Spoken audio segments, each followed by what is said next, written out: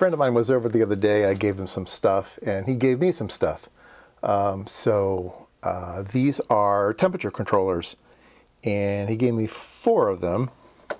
And I haven't seen that model before. I've seen a lot like this. This is from Omega Engineering. I think I actually used maybe even this model on my little oven that I built. But what I thought I would do was to take one apart. Now this one seemed to be a 230 volt device, and I can't use it. And I have too many of them anyway, so I thought, yeah, let's go ahead and tear one down. Now, I believe that you can learn a lot, just by tearing things apart. Learn how other people have laid out PC boards, what components they chose, the interconnects, power supplies, just how do other people attack problems. And it's just sort of interesting to see the solution that they had. Now, they had a particular form factor that they needed to hit on this one, so it is this weird long square thing. So I've taken the covers off of it. So the front is on a connector, so we can pull that off. So the front is a display, a 4-digit LED display, some buttons. So that's the user interface, right? It's a Cal 9000 degrees C. So this tells you the degree C, and then there's probably a set point up and down. And so here's a good thing to learn from it. They had long buttons except for the short buttons. They had a very short button that you would have to actually poke in to make that one work. And so that's kind of like your program button, and you don't accidentally hit it. So they just made it short. So I like that. So let's go ahead and pop the first part off. So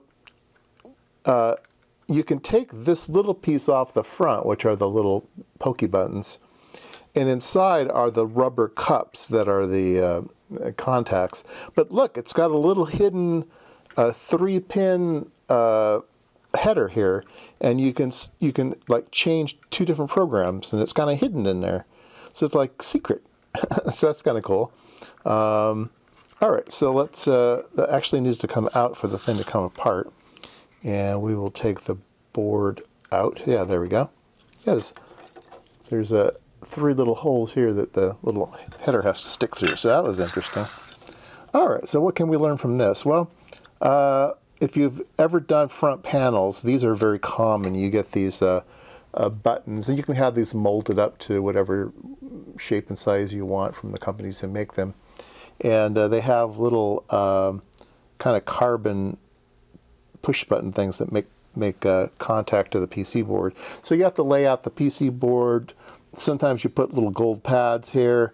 This one looks like it has again carbon deposited on the PC board to make the other side of the switch. So that's pretty cool. I guess we can zoom down a little farther here. And so those are the 4 switches and the little header here. I really like these LEDs. These LEDs are little square LEDs. So I'm going to steal those. There's 3 of them here and 2 here. Yeah, I wonder who made those.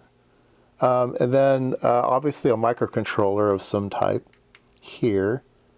And so it's a multiplex display. So there's a whole bunch of, it's common cathode or common anode. It's multiplex with these transistors here that drive it. And this might just be a kind of like something that TI 2003 AD. TI 948 AB.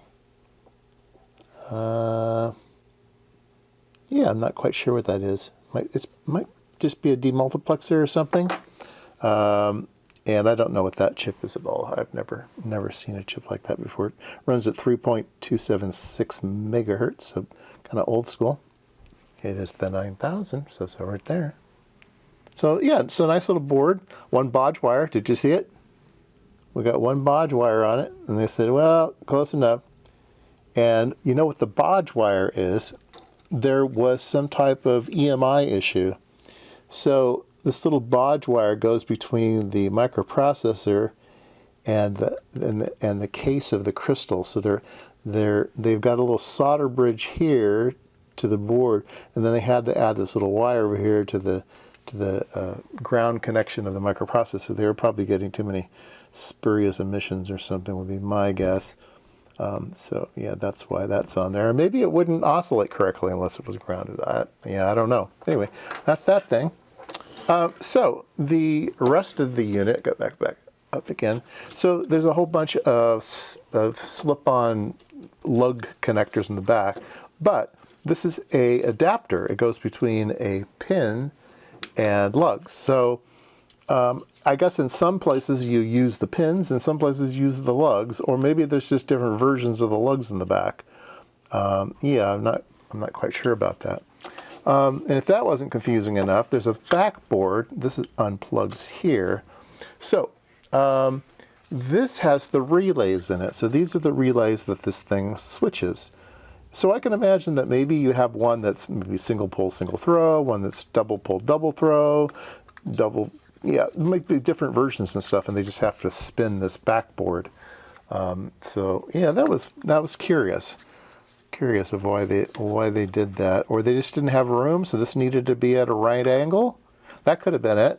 They might have just run out of room, and so they said, well, we can kind of put it in sideways. And so, yeah, and we needed a place for the pins anyway. So, yeah, maybe it does double duty. Just a right angle board for the pins. And also they said, well, we can put the relays on there. So, yeah, that's interesting. These are 220 volt AC, 8.5 volt DC. That's kind of a weird voltage, 8.5 volt DC. That's very strange. I don't know. There you go. And these look like they are single pull, double throw. And are they latching? I don't think so. Although they might be. I don't know. Then we have the rest of the board. All right. So back before there was switching power supplies, everybody had a transformer. You got to have a transformer. And so this was soldered to the PC board. And so this PC board has the power supply circuit. This is probably a 3-terminal regulator. And I can see a bridge rectifier way down in there. So this is probably a 5-volt regulator. And there's a bridge rectifier there and a bulk capacitor and stuff. And maybe another, maybe a negative supply here. Not quite sure what that one is. J177, not sure what that is. Might just be a shutdown or something, I don't know. And on this side, though, are some of our old friends. Okay, so we have a, oh, first of all, we had the transformer, and here's the jumping area here, right? It says you can either jump these or you can jump this one. So this is jump for 240. If you jumped here and you jumped here, it would turn it into a 110. So that's how that was done. But had to be done at manufacturing time. The user couldn't have done that. This is a pain to take apart, actually. So we have an LM339. Raise your hand. Comparator. We have a 74HC4066. Raise your hand. A analog switch. Quad analog switch. This one is a 27.4. Raise your hand. Quad op amp. So this thing has to read a temperature from a thermocouple thermistor or something. And so there's a little bit of circuitry here to do analog stuff, figure out whether the what the particular temperature is at that point in time, and then run it through the comparator, and then too high, too low, that kind of thing. And then just for good luck, we have a 7474, 74HC74. So we have a flip-flop there, so we can go flip-flop, on, off, on, off. Yeah, there you go. So back in the day when things were fun. Now, this thing, if you're going to learn anything from this video, it's this cool little bit here at the end. All right. So, can I get any closer? Let's see. All right. So check this little guy out. Little SOT 23, but look, he's right at the end of a PC board. Right at the very, very end. And he's got two big pieces of copper here. And then look, the PC board is perforated here. All right. So this is a temperature sensor. This is thermistor. And then we have a perforated PC board, so there's no heat transfer from the board back into this. So, and it's sticking way out. In fact, it sticks through a hole in the case. There's a little round hole in the case. This hole right here.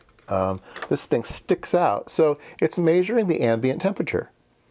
Yeah. And they paid a lot of attention to making sure that it's measuring ambient and not anything else. Yeah, kind of interesting. I like that. All right. Like I said, it's just a good thing to do. You may learn something. You may say, "Hey, I didn't know that crystals came in that shape," or "Hey, I like this board-to-board interconnect thing. Where do I buy these from? I like this one, right?" Just kind of squirrel it away. Figure out, oh, maybe I'll do that sometime. I like the way they did that. The transformer has got two screws in it, so it's mechanically held onto the board. That's interesting. I've never seen that before. Yeah. There you go.